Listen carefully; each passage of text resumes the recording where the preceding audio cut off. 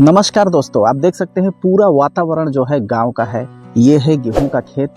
इसके पीछे जो है वो है अरहर का खेत जो हम दाल में यूज करते हैं और इसे हम इसको पीस करके आटा बनाते हैं जिसकी रोटियां बनती है, हम खाते हैं। हाँ, पूरी दुनिया खाती है।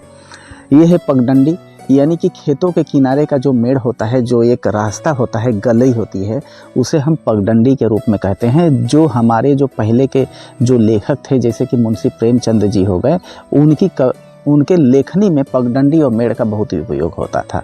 और आज भी अगर कोई लिखता है तो पगडंडी और मेड़ जरूर लिखता है। दोस्तों, पूरा गांव का वातावरण है, आप लोगों को देख के बहुत अच्छा लगता होगा। मुझे भी यहाँ आकर के और देख के बहुत अच्छा लग रहा है। सॉरी दोस्तों, मैं शेयर करना चाहता हूँ अपनी एक बात जो आप लोगों को जानना बहुत ज़रूरी है, क्योंकि आप लोग के भी जीवन में ये बहुत ही उपयोगी होने वाला है जो मैं शेयर करने जा रहा हूँ। इसलिए 1-2 मिनट का समय निकाल करके इसे देख लीजिए। मेरे थंबनेल से तो आप लोगों को पता ही चल गया होगा कि किस विषय पे बात होने वाली है। स्लीपर क्लास की बोगी और उत्तर भारतीय। बात ऐसी है कि मैं इसी महीने के 8 तारीख का मेरा टिकट था काशी तमिल एक्सप्रेस से, जो कि बेंगलोर के तरफ से आती है। उसमें मैंने अपना 3 टियर में एक टिकट बुक किया था जिसका वेटिंग 52 वेटिंग था।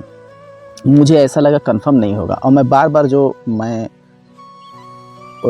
बुक किया था उसको मैं बार बार देख रहा था, जिससे कि मुझे दिखा रहा था कि 29 वेटिंग है और उतना ही दिखा रहा था। मैं बहुत हताश हो गया।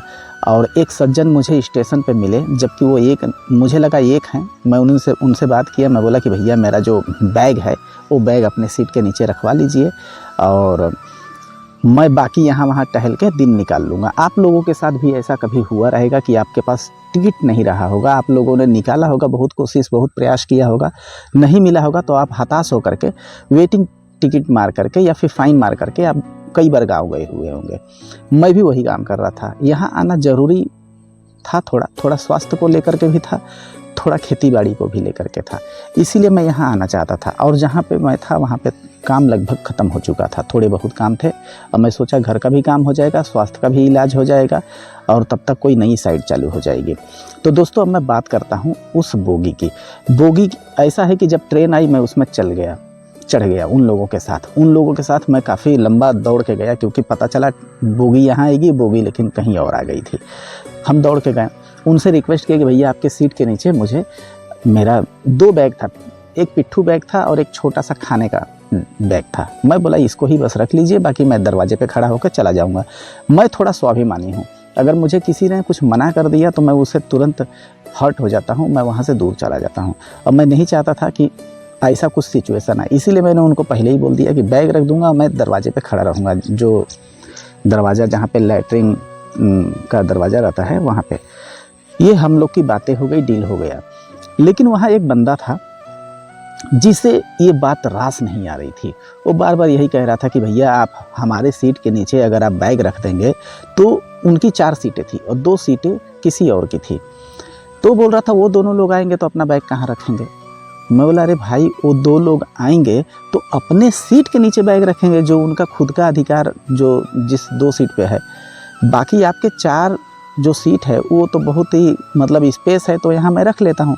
लेकिन वो बार बार प्रेशर कर रहा था मुझे कि आप यहाँ बैग ना रखें, क्योंकि वो लोग आएंगे तो वो कहाँ रखेंगे।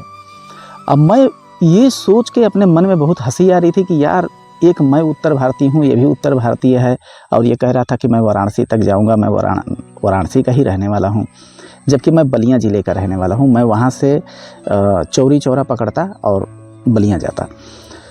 तो मैं मन में बोला कि यार, जो आने वाला नहीं है या फिर जिसका खुद के पास 2 सीट है, उसके पास 2 सीट के नीचे रखने की पर्याप्त जगह है, वो बंदे का तो अवेलेबल है कि 2 सीट है, जगह, बैग भी रखने का जगह है, बैठने सोने का भी जगह है। लेकिन मेरा तो बैग रखने का जगह नहीं है। मैं तो आपके सीट के नीचे रख रहा हूँ, लेकिन आप जो 2 आने वाले हैं उनको अपना सीट के नीचे रखने की इजाज़त दे देंगे, मतलब परमिशन दे देंगे, लेकिन मुझे आप दे नहीं दे रहे हैं। तो मैं, एक उसमें थोड़े बुजुर्ग थे, मैं उनसे बोला भैया रखवा दीजिए, मैं अभी चला जाता हूँ वहाँ पर दरवाजे पे। तो वो बोला ठीक है रख लीजिए, लेकिन हम उसकी ज़िम्मेदारी नहीं लेंगे। हम बोले भैया ज़िम्मेदारी तो हम अपने बैग की खुद नहीं ले पाएंगे कि कब क्या हो जाए, किसी के साथ क्या हादसा हो जाए मुझे नहीं पता। आप लोग इसकी ज़िम्मेदारी मत लीजिएगा, पूरी ज़िम्मेदारी मेरी रहेगी।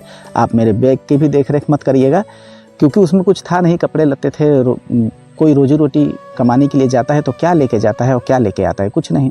और आजकल डिजिटल ज़माना है, ATM है, फ़ोन पे है, बहुत कुछ है, पैसे वहाँ से लेन देन हो जाता है। तो मैं बहुत निश्चिंत था कि मेरे बैग में कुछ है नहीं, कुछ होगा भी नहीं। तो मैं बार बार यही सोच रहा था कि यार मुझे ये बैग रखने नहीं दे रहा है, जबकि इसकी 4 सीटें हैं, चारों कन्फर्म है। और लेकिन जो 2 सीटें हैं उनके लिए ये बोल रहा है कि वो कहाँ अपना बैग रखेंगे। भैया वो जो 2 आएंगे अपने सीट के नीचे रख लेंगे। मैं यही उधेड़-बुन में मैं चला गया दरवाजे पे गया, और दरवाजे पे जा करके मैं यही सोच रहा था कि यार हमारे उत्तर भारतीय लोग जब किसी अदर प्रांत में जाते हैं, जब उनकी कोई मदद नहीं करता है तो छोटा सा मुँह हो जाता है उन लोगों का, और उस प्रांत के लोगों के बारे में गलत बोलते हैं कि लोग मदद नहीं करते, ऐसे हैं वैसे हैं। लेकिन एक उत्तर भारतीय, जबकि कुछ समय का साथ है, जबकि हम लोग ट्रेन से जा रहे हैं, आपके साथ मैं रूम भी शेयर नहीं कर रहा हूँ, फिर भी आप हमारी मदद नहीं कर रहे हैं। और माना कि टिकट आपने लिया है, आपका सीट है, लेकिन पूरी संपत्ति तो आपकी रेलवे की नहीं है। आप थोड़ा सा इत्मीनान रख के हमको थोड़ी सी जगह दे दिए होते, लेकिन नहीं। यही सब सोच के मैं मतलब थोड़ा सा दुखी था। फिर मेरे मन में आया कि यार मैं जो बार बार अपना रिफ्रेश करके अपना 3 टियर यानी AC का मैंने किया हुआ था, उसको मैं बार बार देख रहा था टिकट को। तो मैं बोला रुको एक बार PNR नंबर डाल के देखता हूँ। मैं PNR नंबर डाला, जैसे ही डाला तो पता चला कि थर्ड AC को सेकंड AC में मुझे कंफर्म मिल गया है, एकदम मस्त सीट। मैं तो खुश हो गया, मैं बोला अरे वाह बहुत अच्छी बात है। वहाँ से तुरंत मैं दौड़ के आया, दौड़ के मतलब प्रसन्न हो गया था, बहुत ही खुश था। मैं आया वहाँ उनके पास और मैं बोला भैया मेरा बैग दे दीजिए। और बोले क्यों, कहीं इंतज़ाम कर लिए क्या बैठने का? मैं बोला नहीं भैया, मैं आपको पहले भी बोला था स्टेशन पे यानी प्लेटफॉर्म के पास भी मैं आपको बोला था जब ट्रेन नहीं आई थी कि मेरा टिकट है, मैंने 3rd AC का टिकट मारा है, और अगर कंफर्म हो जाएगा तो अच्छी बात है। तो कंफर्म हो गया है, वो भी 2nd क्लास में। तो उसे यकीन नहीं आ रहा था, उसे ऐसा लग रहा था कि जो बंदा बैग रखने के लिए भटक रहा है उसका 2nd AC में कैसे हो सकता है। तो वो अपनी संतुष्टि के लिए मुझे बोला कि ठीक है मुझे दिखाइए, मैं देखना चाहता हूँ आपका टिकट। मैं भी दिखा दिया कि लो भाई देख लो। तो देखा तो बोलता अरे यार मात्र 2000 में आपको 2nd AC मिल गया। मैं बोला 2000 में 2nd AC नहीं मिला है, ये जो पैसा है, जो फेयर है, वो तो 3rd AC का है। लेकिन 3rd AC में जब लोगों का कंफर्मेशन हो गया और जो 2nd AC का खाली बचा था, तो गवर्नमेंट क्या करती है कि मतलब ऐसे ही खाली नहीं जाने देती है, जो वेटिंग में रहते हैं उनको भी वो दे देती है, क्योंकि उसको पैसे आने से मतलब है। कोई 2nd में जाए, 1st में जाए या 3rd में जाए, उसको पैसे आने से मतलब है। और एक जो मारवाड़ी, गुजराती और सिंधी लोग होते हैं वो इसी प्रकार से बिजनेस करते हैं। कभी कभी खरीद भाव में भी कस्टमर को वो सामान दे देते हैं जो कस्टमर लेने के लिए आता है, या फिर कभी कभी खरीद भाव से नीचे भी दे देते हैं, क्योंकि उन्हें पता है कि ये मेरा पैसा तो आ गया, और बाकी जो इसका मूल्य है जो हमें नुकसान हुआ है किसी और में इसको एडजस्ट करेंगे। वही ठीक रेलवे ने किया। तो मैं तो बहुत खुश था। और वो देखा तो अपने दोस्त से बोल रहा है क्या यार, मतलब गाली दे के बोला कि क्या यार वो तुम्हारा रिश्तेदार है और उसने स्लीपर 2500 में दिया, और ये देखो ये बंदा 3rd AC जो है इसने 2000 का ले लिया और इसको 2nd AC भी मिल गया, तुम्हारा रिश्तेदार तो ऐसा है। तो कहने का मतलब क्या है कि वो बंदा जब उसे टिकट नहीं मिल रहा था चेन्नई से वाराणसी का, तो वो एक टिकट का स्लीपर का 2500 रुपये दिया था अपने किसी रिश्तेदार को, और संतुष्ट था कि मुझे तो मिल गया है। क्योंकि स्टेशन पे तो यही बोल रहा था कि अरे यार टिकट किसी को मिल नहीं रही थी, मैं 1 घंटे के अंदर टिकट ले लिया, ये कर दिया वो कर दिया, धरती पलट दिया। लेकिन जब वो मेरा 2000 का 2nd AC का टिकट देखा तो उसको अब वो चीज़ माइनस में नज़र आने लगा, यानी कि अब जिस चीज़ की वो मतलब प्रशंसा कर रहा था, अब उसी चीज़ की बुराई करने लगा। तो क्या आप लोगों के साथ ऐसा हुआ है कि कभी कोई मतलब यात्रा के दौरान, कोई सफ़र के दौरान कोई ऐसा इंसान मिल गया है कि मतलब एक छोटी सी मदद भी करने से इनकार कर देता है? तो मैं लोगों से यही कहना चाहता हूँ और सबसे यही कहता हूँ कि भाइयों, अगर कोई बैग रखना चाहता है तो पहले उसे परख लीजिए, जांच लीजिए, देख लीजिए कि वो सज्जन कैसा है। अगर आपको सही लग रहा है तो अपना बैग रखने दीजिए और किसी की मदद कर दीजिए। मदद करने से ही हो सकता है कि भविष्य में आपको भगवान मदद करे।